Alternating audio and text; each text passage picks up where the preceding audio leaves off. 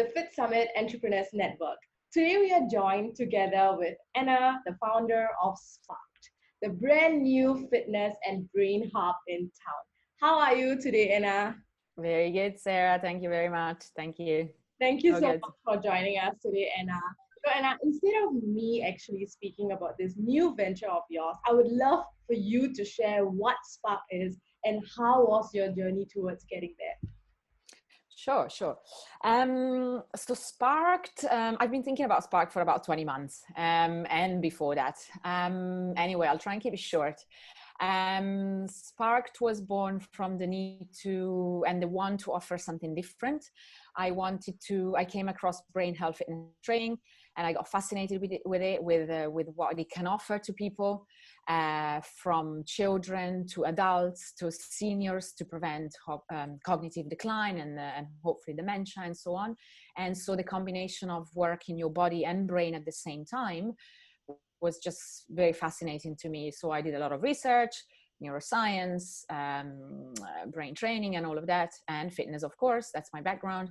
And I decided to open a facility, Sparked, that does exactly that. It combines that. And one of my main goals was to keep this facility non-medical, but fun, accessible to everyone, and innovative, and for everyone, really. Thank you so much, Anna, for actually sharing about the vision behind Spark and creating this amazing facility. For those who are in Singapore and haven't tried it yet, please do. We'll share the link of the address and about Spark's information in this video as well. Let's move straight ahead to the first question, Anna. What big problem are you trying to solve internally that could transform your business externally? Yeah, sure. So as any startup, I think I'm probably facing most of similar challenges that other startups would be facing as well. But obviously what is unique to us is the launch of new concept and this new type of training that is currently not in the market. So we're trying to roll that out to a large audience. And we're obviously trying to educate a large audience to this type of training. So this is probably the biggest challenge for us at the moment. And that goes hand in hand with obviously marketing challenges, because we are trying to be non-medical. We're trying to be a bit medical, but not medical. We're trying to be fun. We want to be approachable, but also we are science-based, and we're trying to reach out to a very large market, from kids to adults to corporates to seniors. So we're trying to fine tune our marketing messages and who we really want to target. Another challenge is staffing. The reason for that is because the trainers we go for are perhaps not your typical trainer. They require perhaps a little bit, sort of a different background maybe. Some of our trainers come from medical backgrounds, as well as fitness backgrounds. We give them a lot of training, and it takes a long time for them to train with us. And so finding those people at times can be quite challenges. But when we find them, they're good people and they're good fun. So yeah, these are probably some of the biggest challenges we're facing at the moment, and challenges that once we sort of nail down can transform our business externally. Yeah, what you say it's totally right. Like, I think to sum up, it's really about staffing, finding the right type of talent, because your business is a mixture of a lot of good value things. So it's very difficult to find just a mainstream instructor who just does one type of things. They have to come with a mixture, and I think the ability to absorb everything in Yes. rigid training program. So yeah, thank you so much for sharing that. Moving on to the next question: risk versus reward. How do you balance your mindset around risk, opportunity, and investment? Sure. Great question. So again, as a startup and as any other business concept, there is a risk involved for sure. I mean, you never know how it's going to be, right? Especially with something so new, first in the market. But we do believe that we have, this is the future of training, and we believe that people are going to want to do this. People want to do this. People need something different and new. They want to stimulate their brains. And I think we have a huge opportunity ahead of us. We just have to be patient and just go for it and really work our way through. So luckily, with me believing in this concept so much has allowed me to surround myself by people and investors as well that believe in the concept as much as we do. And so that has really helped me sort of in allowing me to focus on the concept, on the brand, and on our training programs, which is great. Thank you, Anna, for sharing this. I think personally, me having tested and trialed the Brain and Fitness Hub Spark, I love your vision. I believe in your vision, and I'm sure that people watching this interview and have attended Spark as well will believe in your vision. So congratulations first, and good luck. Moving on to the next question: what does the next 12 to 24 months look like for you and Spark, and what key milestones lie ahead?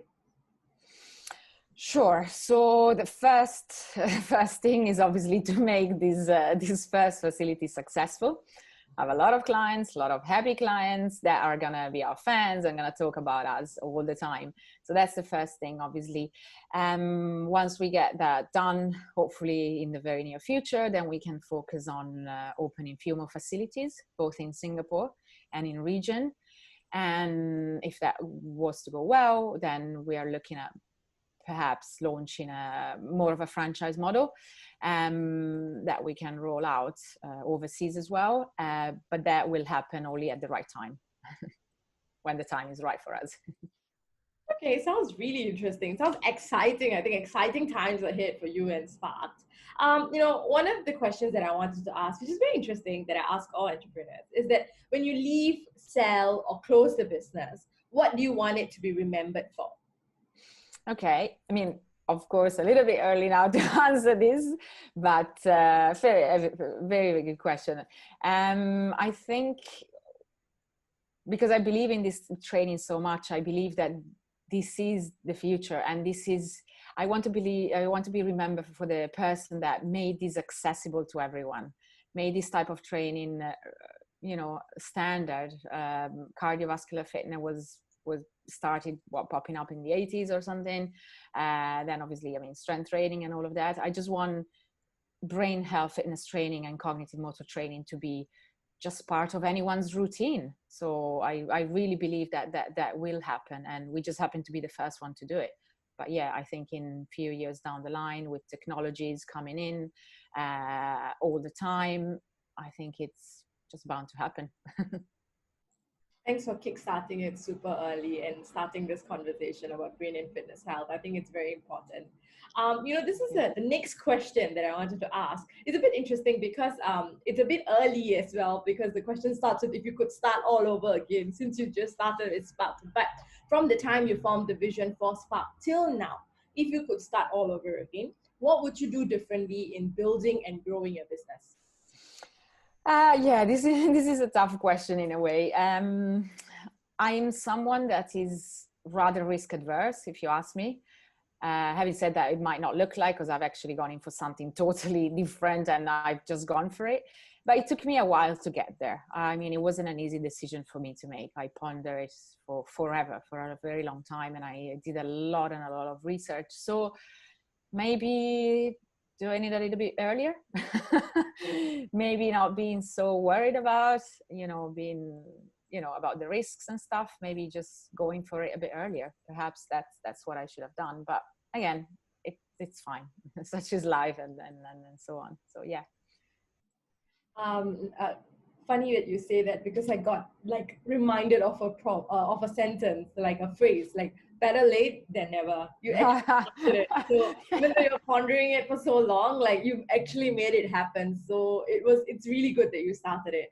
One of the things that we usually end off our interview with is that, can you share an early business lesson that you learned in your journey of creating Sparked that still rings today? And if you had one piece of advice to someone just starting out a business, what would it be? Sure. So if you believe in your idea, if you truly believe in it, then just go for it. Like, just really breathe and live it 24/7. Surround yourself by people that believe it as much as you do. Let them help you, let them guide you, listen to the other people's advice, because you can't do everything by yourself. Then again, you'll have good days, you'll have bad days for sure. As a startup, it's not always easy, not at all. But if you believe in it so much, then just always remember why you started it. What is your mission? Why did you want to do this? And what are you trying to achieve with that? So yeah, just remind yourself of that all the time. Thank you so much, Anna, for patiently answering all the questions and also for joining us for our Fit Summit Entrepreneurs Network interview. To sum it all up, do you have any final words to our entrepreneurs watching this? No, believe in what you do and yeah, go for it. Go for it. I mean, always ask yourself, what have you got to lose? What have you got to lose? I like it. I like it. Thank you so much, Anna, for joining us for this interview. Thank you, viewers, for watching. Thank you. Thank you very much.